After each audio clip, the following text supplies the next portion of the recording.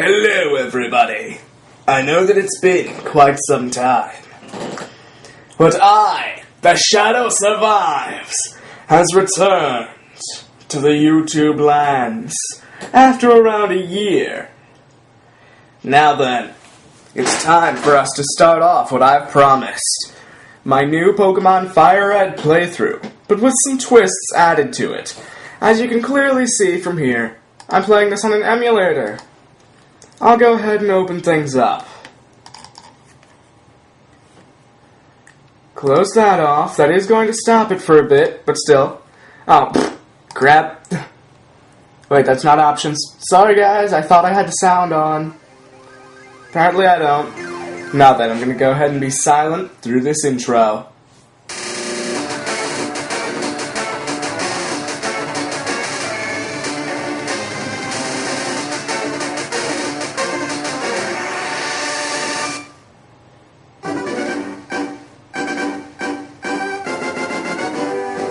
Welcome one and all to Pokemon Fire Red version. And for those of you that don't know the added twist for this already, which I assume all of you would know if you've seen the title, this is going to be a Fire Red version Nuzlocke. But not just a Fire Red version Nuzlocke, a Randomizer Nuzlocke.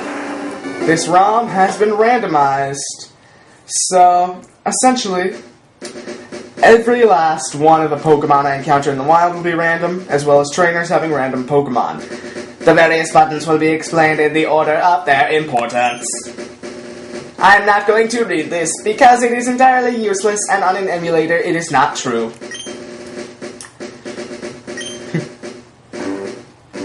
In the world which you are about to enter, you will embark on a grand adventure, with you as the hero.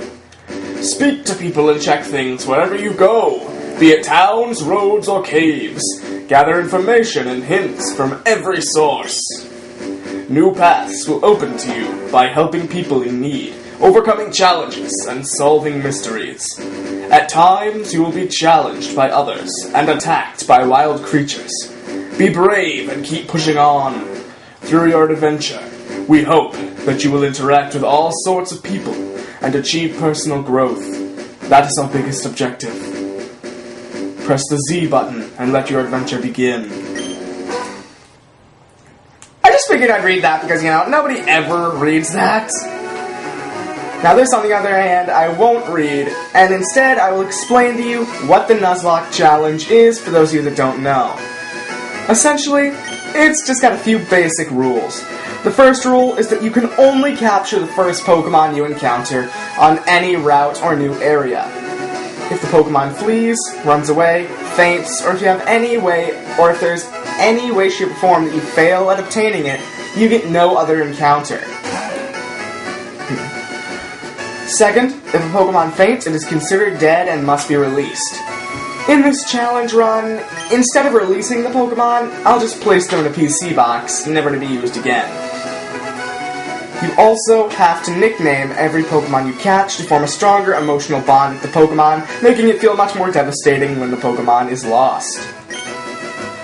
As for some self-imposed rules I have going on, one of them is the Dupe's Clause and Species Clause, making it so if I find a Pokemon I've already caught, I don't have to count that as my encounter. And if I encounter a Pokemon that is in the same evolution line as one I've already caught, I don't have to count that as my first encounter either. I'm also playing with Shiny Claws, or my own rendition of it if this isn't actually how it goes. If I encounter a shiny Pokemon, I'm able to catch it, even if it's on a route I've already caught something on. Only catch is I can't use that shiny. Just put it in a box for people to admire. And yes, Oak, I'm a boy, in case you couldn't tell by my voice, my very, very manly voice. But yeah. Now then, one thing I should probably mention is I am currently in the middle of doing an Emerald Randomizer Nuzlocke, which isn't anywhere on the internet, so don't try looking for it. But the thing you should know is that in that, I don't know if I hit something wrong on the randomizer, or if it just did that, was some of the gym leaders and even normal trainers had extremely overpowered, extremely high-level Pokemon. For example, Flannery had a level 94 Tentacool. So I sort of imposed my own rule there, where I would not count gym leader deaths, seeing as how I would have lost on the first gym if I hadn't. So, if it is the same case of extremely overpowered gym leaders in this, I will not count gym leader deaths. I will, however, still count gym trainers and normal trainer deaths, as well as wild Pokemon deaths. I always name my rival just one thing, and I'm going to name it that again. Alex. I don't know why, but I always name my rival Alex. And that is essentially all I can think of right now. So, with that, Sean, your very own Pokemon legend is about to unfold. A world of dreams and adventures with Pokemon awaits. Let's go! Let's go indeed, Professor Oak. And I must say, guys, it feels amazing to be back.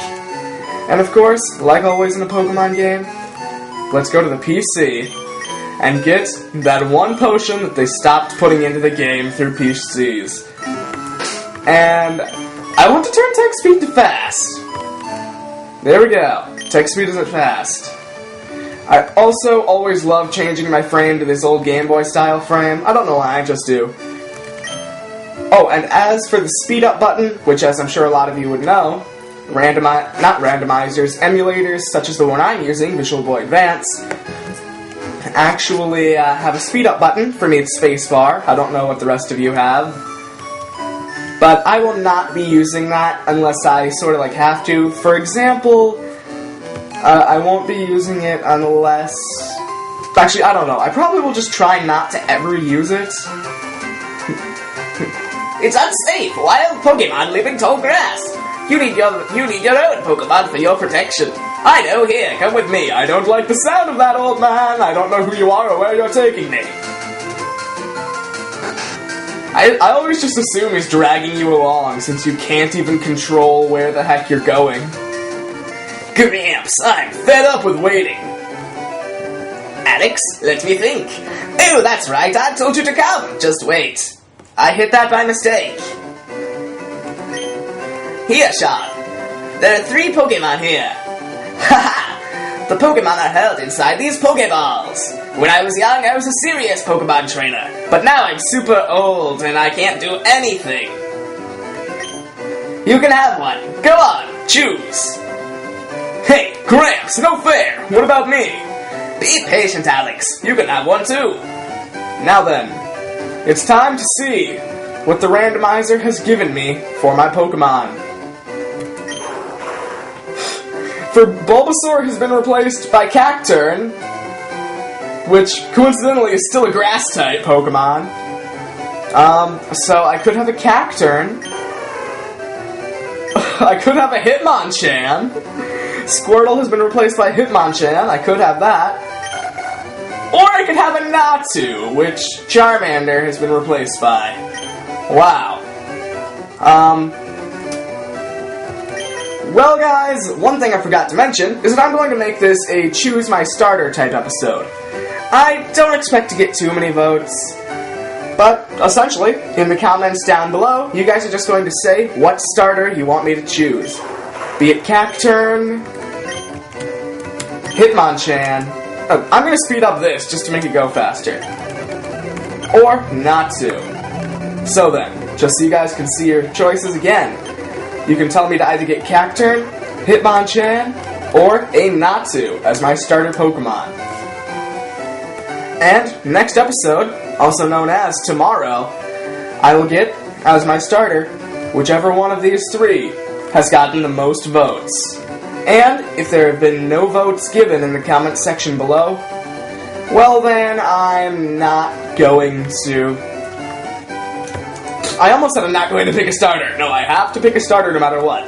But if there are no votes given, I will be the one to choose my own starter. Even though you've seen it like 5 times, I'm going to give you a quick recap before signing off.